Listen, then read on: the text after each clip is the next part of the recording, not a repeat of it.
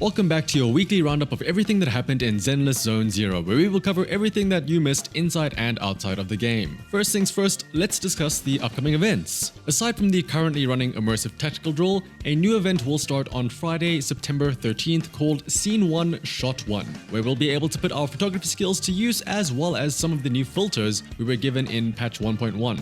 You will need to be internet level 36 and have completed Jane's side story, the undercover R&B, to take part in the event, where the rewards will include polychromes and XP materials for your agents, wenjins, and your bangboos. The event will be very similar to the photo minigame that was a portion of the very first bangboo event, where essentially you need to take a photo that meets specific criteria such as the correct filter or positioning certain characters in a certain way. This event will run until September 23rd, my birthday. But more importantly though, it is also going to be the end of patch 1.1 on that day, but we'll get a bit more into that later on in the video. Next up is the Shiyu defense. Don't worry, you still have a week left to complete the current cycle, but next week on the 16th, a new cycle will start. And with that, of course, the nodes will be reset and a new stage buff will be in place. The next buff will be a permanent agent attack increase of 20% as well as an attribute anomaly damage increase of 30%, which honestly isn't too much different from the current buff that we have right now. And so naturally, these stages will heavily favor Jane Doe as she is the current limited unit. Speaking of Jane Doe, for those of you wondering should you roll for Jane,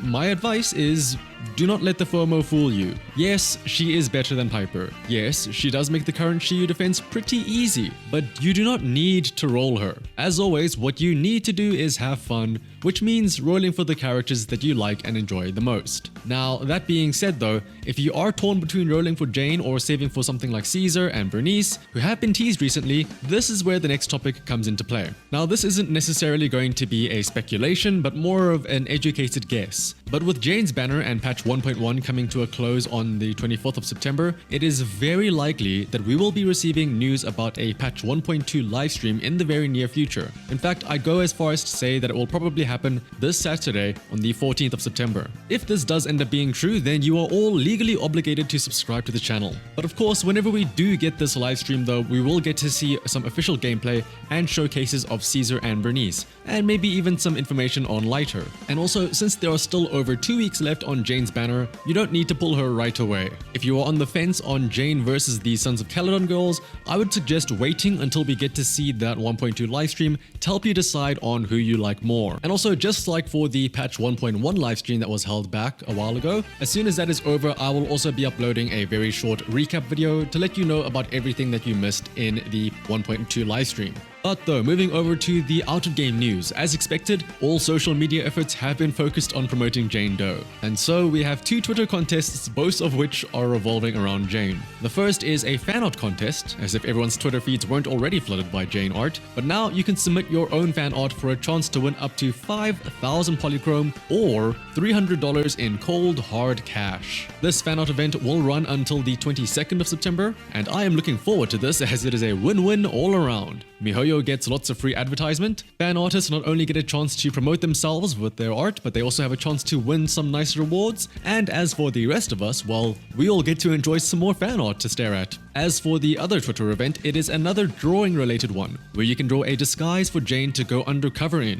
100 people who submit a disguise will each win 120 polychromes. Boy, I sure do hope that nobody out there puts Jane in a risque and exposed outfit like a bikini or a bunny suit or something like that. Those would be terrible ideas. I would hate to see something like that. Haha, please do that actually though. Anyway though, this event will run until the 12th of September. As usual, the links to both of these events will be in the description below. Now, as for our last topic of the day, it is not going to be the same typical speculation zone that we have come to know and love, but it will be an overview on how Zenless Zone Zero has done in the greater gacha sphere, as the monthly revenue charts from Sensor Tower have been released for the month of August. Now, I would like to start things off and say that in no way should these revenue values be used as an indicator on what games are better than other games. After all, for the most part, the amount of money a game makes should not matter for the typical player, unless of course anyone out here happens to be a MiHoYo shareholder. But as I was saying, onto the actual revenue values. In August, Zenless Zone Zero made $31.5 million globally. This of course pales in comparison to the near 100 million that the game made previously in July.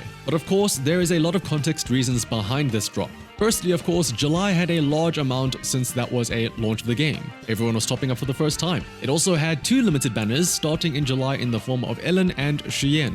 Meanwhile, in August, it was only really Qingyi that had a banner start in July. Even though Xuyen's banner did bleed over into August, I imagine most people who would spend to get Xuyen did so as soon as the banner started, which was in July. But I know some people will instead just see a roughly 68% revenue drop and go, wow, ZZZ is a dead game, oh my gosh, it's only downhill from here. But that is, of course, far from the truth. Now, the reason why I bring this up is that it is possible that the amount of revenue earned may or may not influence some of miHoYo's business decisions with regards to Zenless Zone Zero. The biggest example I could think of is the release of characters, and specifically with regards to what characters the player base might like and spend money on pulling. I don't think that it'd be crazy to say that currently Zenless Zone Zero is very much geared towards a more male audience, what with all of the featured S ranks so far being girls. This, of course, is in comparison to Honkai Star Rail and Genshin Impact, which had male characters by patch 1.1 in each of the respective games in the form of Luocha, Zhongli, or Child. Now, to be fair, since it's so early on in the game's life cycle, it is hard to say what sells more between male and female characters, but miHoYo could be trying to quote-unquote play it safe for early months to show that Zenless Zone Zero is able to earn stable revenue before branching out into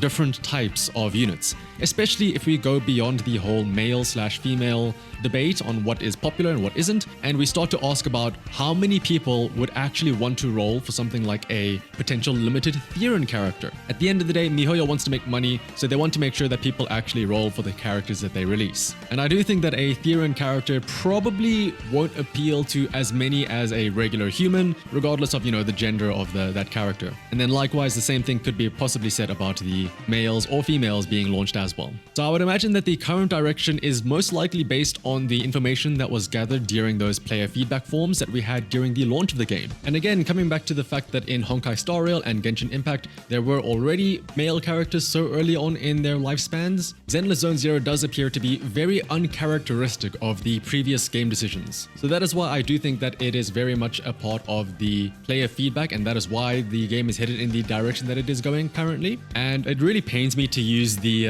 meme catchphrase, but it does feel like the devs are listening to what the players want. But then again, at the same time, I don't know how many of you remember the patch 1.1 livestream, but this, technically speaking, is also the team's first game, so there's a reason to believe that we can't really look at Honkai Star Rail and Genshin Impact as sort of a indicator of what might happen in Zenless Zone Zero. But of course, again, this is all speculation. I don't think anyone here is a miHoYo shareholder, so it's not like we actually have any say in what gets done. Aside from if they do more of those player feedback forms, you could probably go and then submit feedback on what we want, and then who knows, maybe they will listen there. And then of course, we can always do the typical vote with your wallet to show that we can actually pay and we do actually want certain things. Otherwise though, that is going to be it for this week's news roundup of Zenless Zone Zero. As always, if you found this useful, liking, commenting, and subscribing is greatly appreciated. So until next time, bye bye.